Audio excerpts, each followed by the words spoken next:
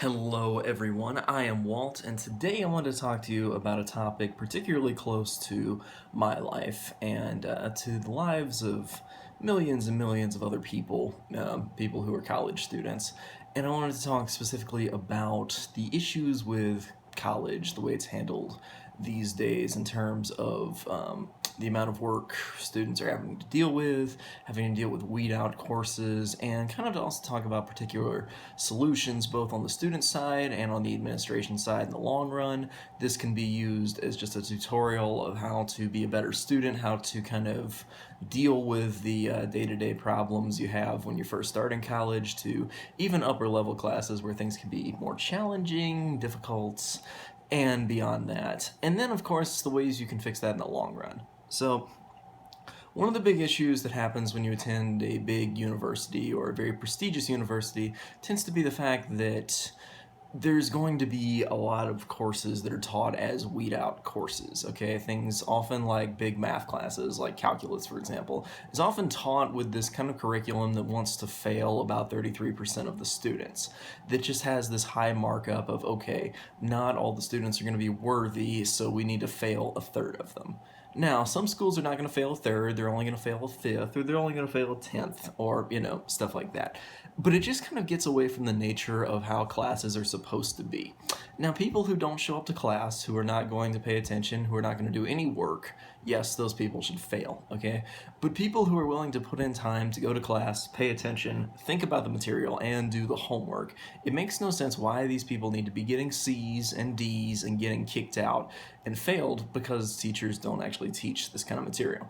Often these beginning intro level classes that you have, hundreds and hundreds of students in are taught by, somebody who is like just new at the school, and so they're put in charge of teaching this instead of somebody who is experienced, somebody who's useful, somebody who's going to attract more students to the field.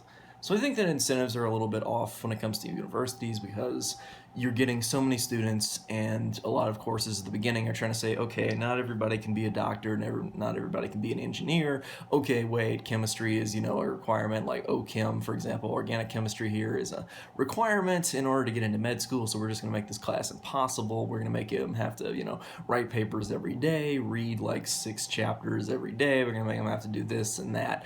And it makes it just a hellish experience because they're trying to weed out people from becoming med students and things like that. So I could talk all day about the problems of med school, kind of just like, not something I would have gone through, but from some of my friends having dealt with issues around that, and how, of course, you could talk about the undersupply of doctors being in an association that is so much like a monopoly, but that's kind of not the point of this video. The point is, a lot of classes are taught with this weed out format. No matter what your major is, okay, there are only a few majors where you can kind of get around this. Easy kind of majors that are not really going to get you where you want to go most times. So a lot of times, students are kind of forced to just suck it up and, they're just feeling so dejected about it because there's so many classes where, okay, I have to do calculus like this, I have to do calculus 2 like this, I have to do this class like this, I have to do that class like this. And there's this experience of early freshmen just having to understand that they have to just basically just keep dealing with having to do so much work that's just unnecessary. They're having to teach themselves this material. They're having to manage doing 16 hours of homework every day because they're taking several of these classes, all of which are doing the weed out format. There's just very little understanding, and it's so much push for everything to be so hard. Now, I'm not sure exactly where that comes from in the administration. I know some people who have worked in administration at colleges, some of kind of the difficulties around that, but still, I think that the push to make college so hard is a little bit unnecessary. If you have people who are coming to pay you to do something, I think of it as a service, okay? In the service industry, if you say somebody wants to get a burger, if you go into McDonald's, are they going to make you have to work really hard for that burger? Or are they going to make you say, oh no, you don't deserve that burger, go away? If you're paying them for a burger, you should get a burger, okay? Now, I don't think college should just give you a degree for showing up, but if you can show up and understand the material and learn it and prove your ability to actually learn it, I think that's what matters. I don't think doing, a million assignments that require very specific like ways of doing them, and they take hours and hours. I think it's just too excessive, okay? Now, I don't think college should be the easiest experience. I don't think it should just be something where, somebody just walks in the door and you just like listen to a word or two, and then all the tests are like easy, so even if you didn't show up, you just fill out the test and get a straight A and everything work out. I don't think it should be that easy, but I think that it is taken to the opposite kind of end of the spectrum. I think things are put to be way too hard. You have college students who are just stressed out all the time. I was in a class the other day that tried to do one of those like icebreaker exercises in like a discussion section kind of lab, and they asked everybody, what was the good thing for your weekend, what was the bad thing. Every single person said the bad thing was the fact that they had to come back to school and do so much homework. Okay, I have talked to so many college students who are just freaking miserable, okay? Anxiety, depression, and this kind of mental health crisis is really stemming up on college campuses. I think that students feel so little power in their lives, and they're being hit with thing after thing after thing. They feel like, I have to write papers all the time, I have to work all the time. It's like if you're a student athlete, or like, you have to work like a lot in college to maintain your standard of living, you're already dead. Because of all the work you're going to be doing all the time. This is not good for your health. You're not going to get enough sleep. People often turn to like stimulant medications to be able to maintain their ability to stay awake. It's like, what's the point in having education if you're going to force people to have to take like drugs in order to do it? I think that the workload is unnecessary, and it also selects for a bad clientele, basically. So who's going to be able to do an excessive amount of work? And who's going to be able to get straight A's? People who are just going to memorize, memorize, and memorize. Crammers, people who cram and memorize, are the ones who are going to be able to pull off getting the perfect grades, okay? And those are not the people you want leading industries, okay? Those are not your future business leaders you really desire. People with desire, people with passion are who you want leading your industries, okay? A lot of the technicals that are like all these hoops people have to jump through are really not good hoops to jump through. Those who are willing to jump through them time and time again are often a little bit too submissive, a little bit too willing to just do anything for the grade. And there's somebody who's not really going to be thinking outside the box. They're not going to be super creative. So on that point, the incentives are really wrong to do extremely well, okay? So often this is the whole phrase about how, A students work for B students and C students run the businesses or something. Whatever, believe that if you want to. I would just say that a lot of your B students end up being more brilliant than your A students based on the standards you have these days in a lot of university settings. Even small colleges can be extremely difficult with this kind of stuff. And I think this is just excessive. I think the difficulty is completely excessive. I hope that point's been pretty obvious up to this point, just of me kind of, I don't mean to really rant about this because I want this to be a solution kind of related video, a solution related idea. So from my rant, I'm just saying things are a little bit too difficult. So I'm not saying lax the system entirely. I'm just saying take it down a little bit of a notch, okay? We need to have our students not depressed, not anxious all the time. We need them to have them, being creative, having time to actually do things like exercise, be with their friends. We don't want that to be the whole experience. That's what some people just do in college. They goof off, they flunk out, all that kind of stuff, okay? We don't need that. But what we do need is the system not to weed out students, okay? This is a service industry, and so if a student is going to take a class, your job is not to teach the class to be really hard and to teach them you must appreciate my mathematics, my, chemistry, my whatever the weed out course is, okay? Your thing can be really well appreciated if you market to the client, okay? Some students will never want to take a class. They're going to be stuck in it, and they're just going to be like, this is so boring. But a lot of people are passionate, and if you can get with them the idea that they can show up and they can succeed, if you can get people excited about the material, then the workload is not as painful. And when people really have desire, this gets to their subconscious mind, which is really the factory that pumps out their ambition, more desire, and kind of the thought processes to connect the dots. And that kind of stuff is what's going to last in the long term. Because about 90% of all material learned in a class is forgotten about 90 days later, as the phrase goes. So really, if you want them to have anything long-term, besides just like jumping through the hoop necessary, okay, then you really want to teach it, okay?